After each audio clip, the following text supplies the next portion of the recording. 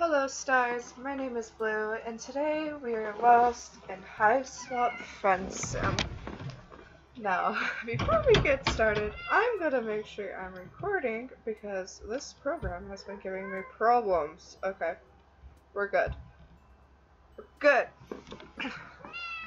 So, I apologize for any mishaps in my voice. I just woke up. So, last time we played this, we went with the Bratwurst kid. I forgot his name already. You have just crashed on a planet called Also, last time I called this Altea from Voltron instead of Alternia. I know how to say that word. I guess I was just thinking of Princess Alora. And stagger from the smoldering wreckage of your ship. You are now completely alone in a strange world. Despite desperate for information, for provisions, and possibly a bit of medical attention. But most of all, you are desperate for friendship. Again, this makes no sense. Wouldn't you want to avoid everyone on an alien planet? I would. Click. Won't someone on this godforsaken rock be your buddy? Any weirdo would do. You're not that picky. Hang on. What's this now? Someone is... Is someone approaching? That's Last time we went with this dude. This time we're going with her. See where her story leads us. Yes, someone is approaching. A gray-skinned alien clad in blue. Perhaps they will make for a good friend? Oh god. Dear god. Settings. And just what are you supposed to be? Settings. I can't hear myself.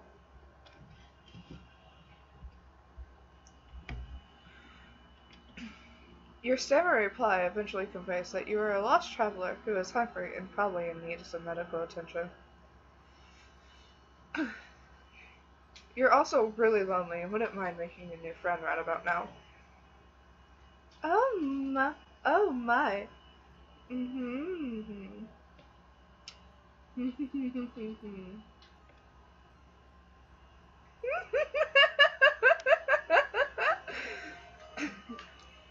Oh, how funny this is. How very droll. You want to be my friend? It's too much. This thing at my doorstep wishing to know me in any capacity. The hilarity somehow escapes my ability to capture it with maniacal laughter. How rare. You apologize for your presumptuous request. You hang your head, turn around, and begin walking away. Hey, I didn't click. And just the fuck do you think you're doing? Who invited you to leave? You stop in your tracks obediently and turn to face her again. Your possibly broken ribs are throbbing in pain, but this does not strike you as the right moment to exhibit weakness. It dawned on me that we may have gotten off on the wrong saunterpod. I don't know what that is. In all my years of Homestuck, I have no idea what that is. Where are my manners? Ghastly behavior on my part. After all, it isn't your fault. You seem to be some sort of hideous freak, is it? And such a tragic creature cannot be held responsible for such a devastating shortfall of social competence. Screw your society, Ardata. I would wait for you, really, except that crying out of 3 eyes at once gets a little messy. So instead, I think I'll be saving my tears for someone less offensively worthless. Thanks. I'm glad we went with Diamond first. You aren't sure if she's inviting you inside or if she just got you to stay a little longer so she can insult you some more. You try to remain stoic while your confrontational New friend decides what to do with you. Unfortunately, you sniffle slightly. Oh! Oh my. Oh dear, you're sad?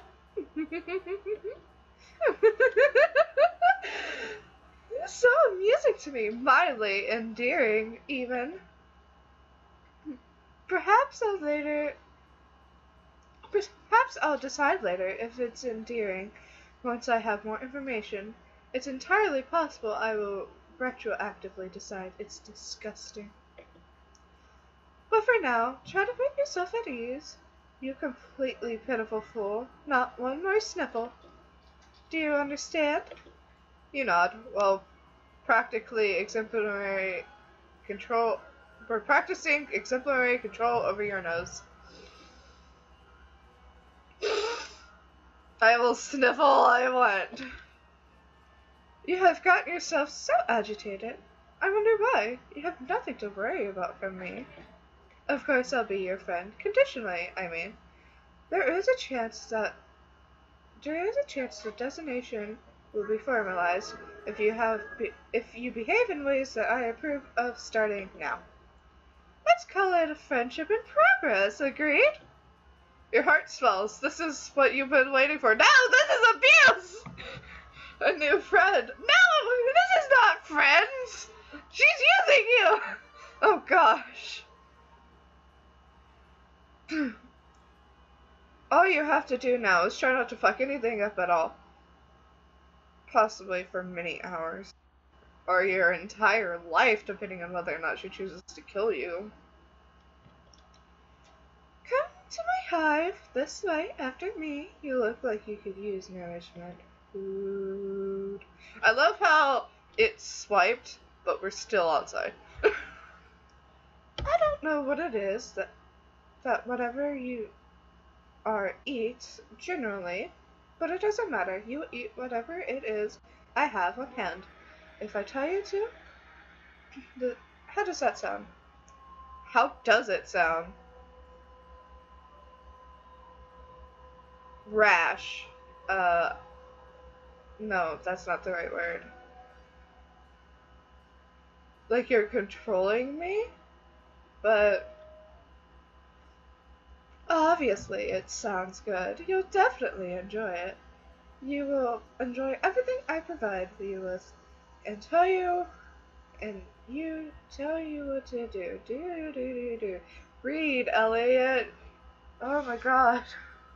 This is a bad idea recording just after I woke up. I can't imagine any sort of negativity or disagreement coming from one of my friends. I would assume that we share this philosophy when it comes to friendship. You say, oh yes, absolutely. You nod enthusiastically as you can, without aggravating your broken ribs. You consider giving her a thumbs up as well until you realize one of your arms is probably broken too. You try to make sure she doesn't notice though. It would probably leave a bad impression. Come with me. There's something I need your help with. Oh, now we're inside. We're in the kitchen. Oh, I don't like a kitchen, Ardata. I don't like it at all. Are those troll horns? These are troll horns. Well, you are a blue blood. I guess it makes sense, but I still don't like it. You follow her into her hive. It's a bit gloomy in here. You suppose she's going to fix you something to eat soon, as promised. You pass through her kitchen and out the other side to another room. Okay, you guess dinner can wait. This way. Try not to let any of your broken limbs slow you down. A good friend wouldn't let such trifling physical alignments cause me any inconvenience. Oh. So you guess she does know you're injured. Fair enough. You hobble a little faster through another door into a much darker room, and now down a flight of stairs? It's hard to see. There are torches along the wall, and a monstrous noise rumbles below. She's gonna feed me to her Lucis. Don't mind her. She's just hungry. She's always hungry, though. What's that? You're hungry too? I have not forgotten. What sort of piece of shit friend do you take me for? You didn't remind her that you're hungry. you thought it, though. Can she read your mind? You hope not. This is going to make for an awkward friendship this is going to make the... Read! I can't read! This is going to make this friendship in progress a bit awkward. Here we are! This is where you'll be most useful to me as a friend. Oh, she's not feeding me to her losses. What are we doing then? You look around with a sense of relief. You see there's no sign of whatever hungry thing was grumbling down here. You are less relieved to see several other kids trapped in cages of various shapes and size. One of them makes eye contact with you. The boy is the same kind of alien as her, horns and all, his dark red symbol on his shirt. His expression seems to plead with you. He struggles to say, help. Your new friend looks unamused and twitches her finger.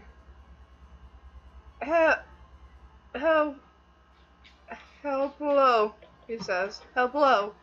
But you mean hello, of course.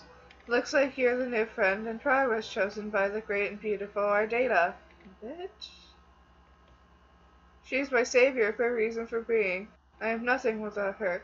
I hollowed myself out and let her make a nest inside of me, if she's permitted. You turn away from this boy. You don't want to hear anything he has to say.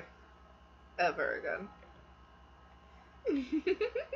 Don't mind him. He's always regarded himself as a comedian. Oh no.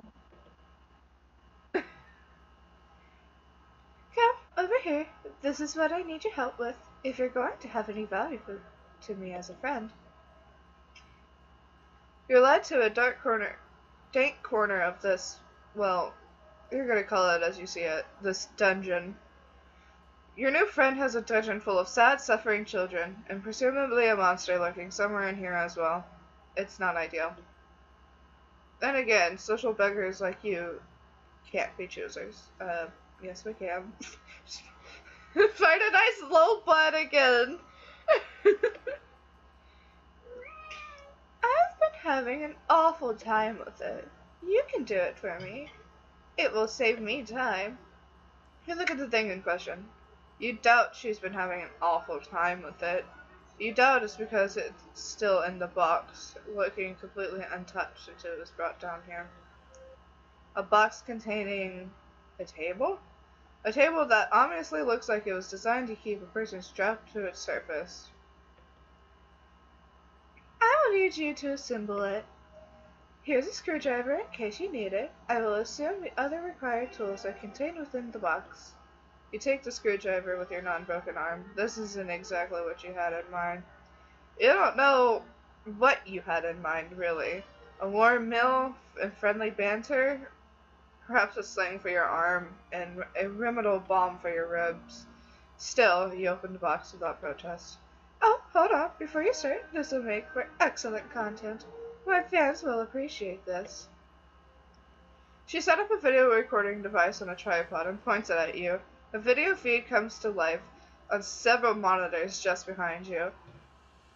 You see in the corner of a screen an unflattering angle of your torso hunched over the furniture box. Oh, joy. Other rectangles contain shots of other kids in cages around the room. You suppose cameras are pointing at them too. You had no idea this friendship came with the perk of instant stardom. No. No. That's not a perk. No.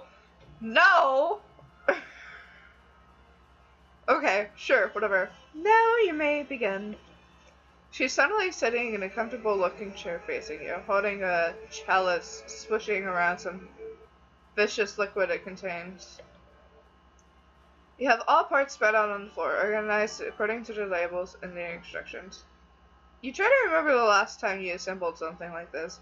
You don't recall enjoying it. To be perfectly honest, this doesn't look like it'll be fun at all. She frowns contemptuously. Oh, how sad for you. I'm sorry.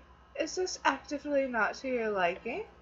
You reassure her vigorously that no, it actually looks amazing. You love shit like this. It's what you were born for, you say, as you swish the screwdriver around, demonstrating how plainly your definite skill with this tool. Forget that thing you just thought. Completely arbitrary and wrong thought popped into your head all the time, It meant nothing, you sir.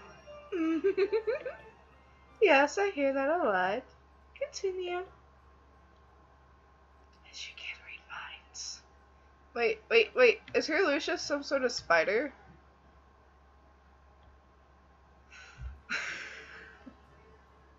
Reska, get your child!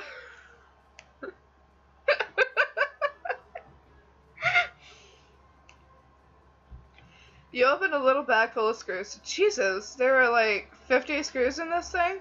Where could most of these screws possibly even go? Judging from the picture, the table doesn't really seem that complicated. You look at your screwdriver and then study the screws. Every single screw requires an Allen wrench. Does this even come with an Allen wrench? The instructions seem to suggest so. You look around, but you don't see one. Did you open the bag too forcefully? Did the Allen wrench go bouncing off into the dark dungeon crevice nearby? Maybe you lost some of the screws too. Damn it! You begin to sweat and look around nervously. You check under one of the parts. No, it's not under there. You grip the screwdriver a little tighter. You wonder what to do next.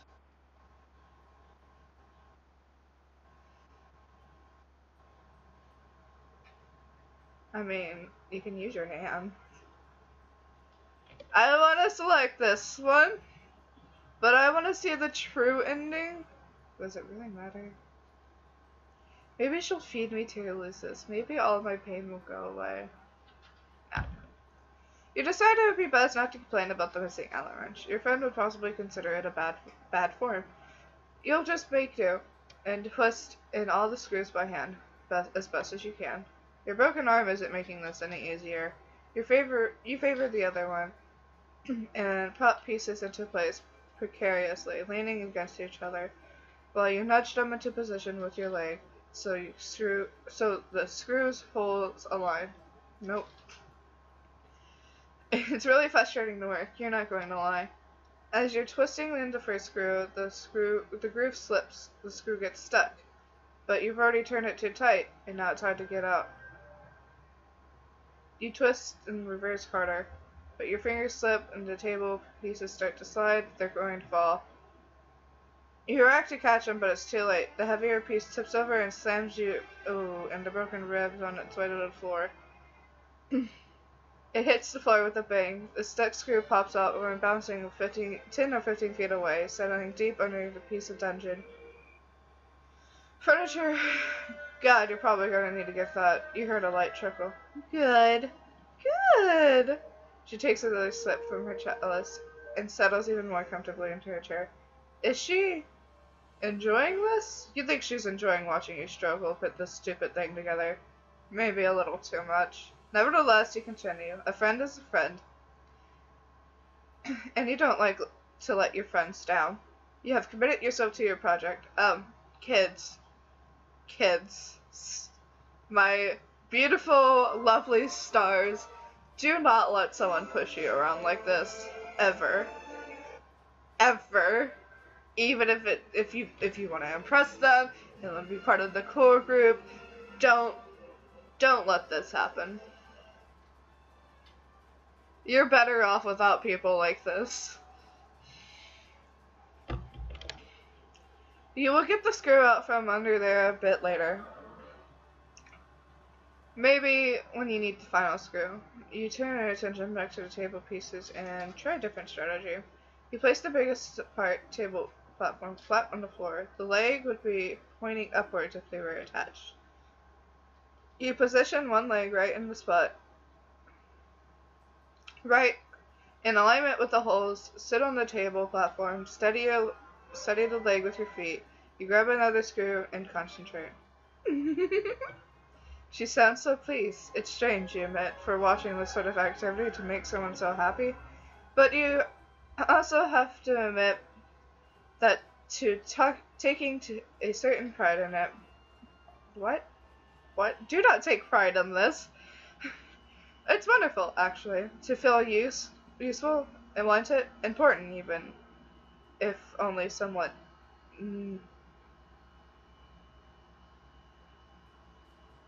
minimally, to a great new friend who has discovered a way for your talents to improve her life. And this is the start of Stockholm Syndrome. Out of the corner of your eye, you notice one of the cage kids reach his hand out. He's concentrating. And then you notice the screw you lost slowly slide out from underneath its hiding place. Nice. Everyone's working like a team down here. No, he's trying to escape. Ardata does not look at the kid, but sneers a bit. She reaches toward him, and he appears to have trouble breathing. After a moment, you notice the screw slowly slides back under the thing. She releases him from his breathing problems and resumes her pleasant expression, and takes another sip from the chalice. You guys, that was against the rules. You decide to make a note of it. Your friend runs a tight ship down here. You respect that. No, you don't. No, you don't, MC. About an hour later, you have all 4 legs on, plus some other accoutrements attached. You wrestle mightily with the thing to get it upright, using only your good arm. It seems she has forgotten about the final missing screw. You doubt the table will need it. You decide you won't bring it up if she won't. You give it a test. It's pretty wobbly since you weren't able to tighten the screws with your bare fingers. But again, she doesn't seem to mind. She reclines and has a look on her face that makes her appear absolutely enamored of your hammerwork. She has finished her drink, and the chalice is on the side of the table. Some awful-looking thing crawls along the floor towards her. It's some sort of spider, the size of an average dog. Its abdomen is preposterously large. Actually, you think it's a huge tick? That's what it looks like. Is this Ulysses? It settles just in front of her. She puts her legs on top of it and crosses them. It settles under her weight and grumbles. Let's try it out, shall we? You shrug and sit down on the rather rickety table. You're about to lie down, but she interrupts you. No, you fool. You absolute fool. What do you think you're doing? That's not what I meant. Get up. You stand up, embarrassed. Again, without looking at the caged kid, she raises an arm towards him and beckons. He stares blankly and opens his own cage, which apparently wasn't locked. He shuffles vacantly over to your table and lies down on its surface. She looks at you expectantly. You are sure what to do. What? You didn't think I'd be playing table stickball on that thing, did you? You are unsure what table stickball is. I'm gonna assume it's ping pong. Water. Okay, we're good. Oh, you really are pretty simple, aren't you? It's like a miniature version of arena stickball played on the table. Got it? Tennis. You don't, but you nod. Now, go to it. You shackle the kids. Toby, are you done eating? Okay, good. Let the cat out of the cage. You shackle the kid's arms and legs to the table. It seems like the right thing to do, since the thing comes fitted with shackles. She gets up and lifts her huge tick-like pet and makes more grumpy noises. She pops the enormous thing right down on the kid's chest.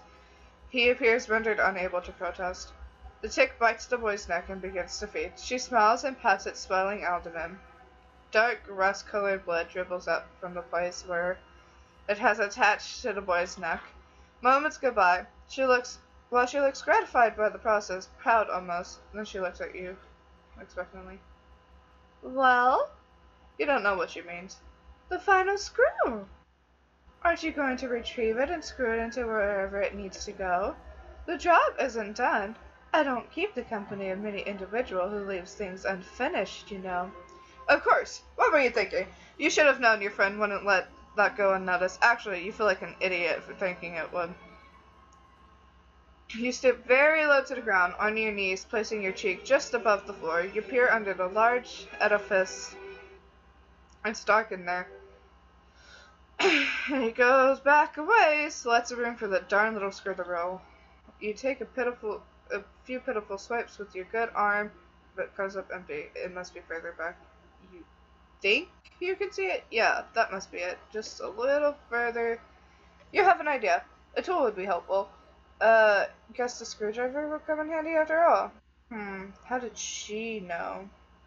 Your new friend must be very wise. You think you're liking her more every minute. No, you're not. This is Stockholm Syndrome. You grab the screwdriver and fiddle around with it. Yes, you've got it, you think. You carefully scrape it closer to yourself, then pick it up. You go to the table and find the one remaining hole you left unscrewed. You slide under the table. Oh no.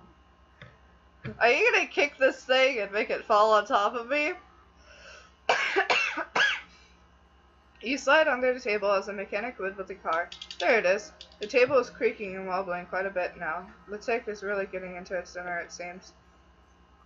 All the loose screws on the table have added up to a lot of give and leeway in the overall stability of the furniture. Maybe with the final screw will help. Ardata has returned to the setup with her monitors. She's adjusting some settings on her camera, controlling the zoom of the camera, and typing some remarks in the chat window. This is very good material today. It's not often that I can provide content of this caliber to my subscribers. Go on, complete your project. This will be very good. What happened to you? Why are you like this? Who hurt you, Ardata? Oh. No, Cortana! God damn it, go away!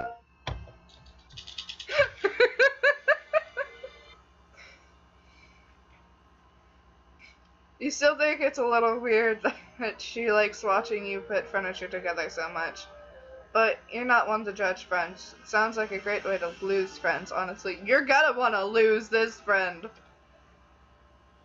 You screw in the final screw, but the stresses on the table are causing the holes to be misaligned. This won't be easy.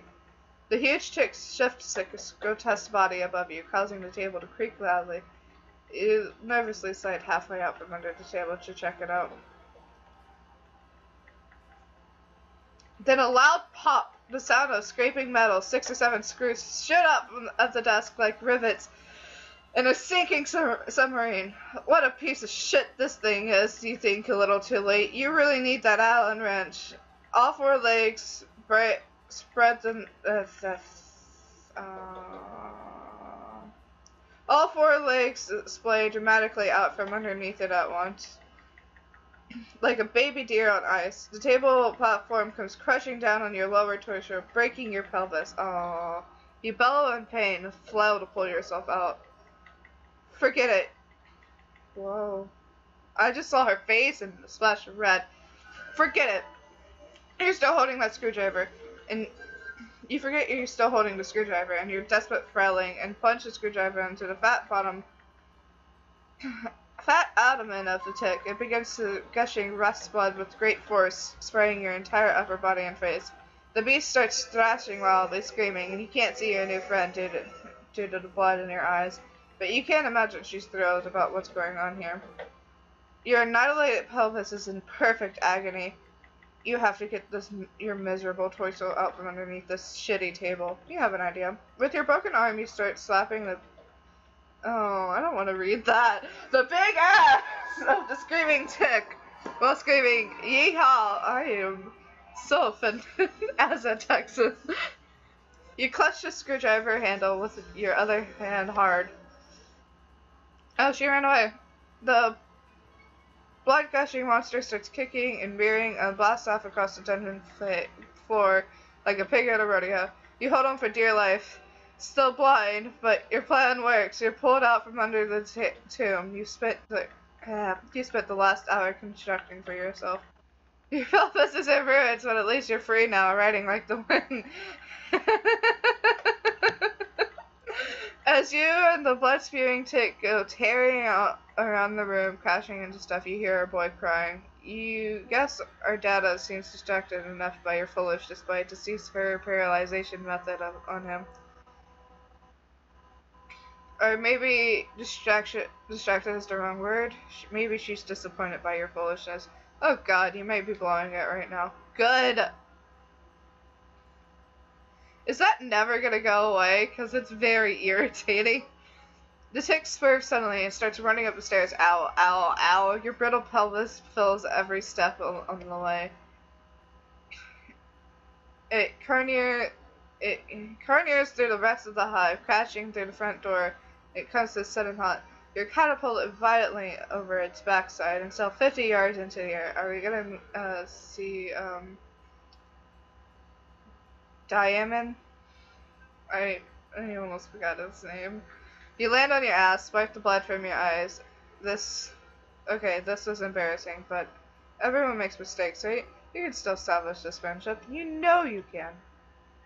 You turn back to look at her hive. Ardata is standing in her door with a furious look on her face. She's flipping you off.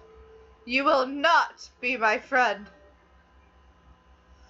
Rejection! Okay. And that was the other part of that. Okay, I don't know if there's multiple endings to these things, but I can look it up and see. So that was Hiveswap Friendsim. Again. Remember, kids, if you have a friend that expects you to do everything and expects you to agree with everything, that is not a friend. You don't need them. Alright. Okay, stars. That's all for today. Rejection. Okay, stars, that's all for today. I will see you for our next adventure. And remember, we're all made of the same cosmic dust. So be nice. Okay, love you. Bye.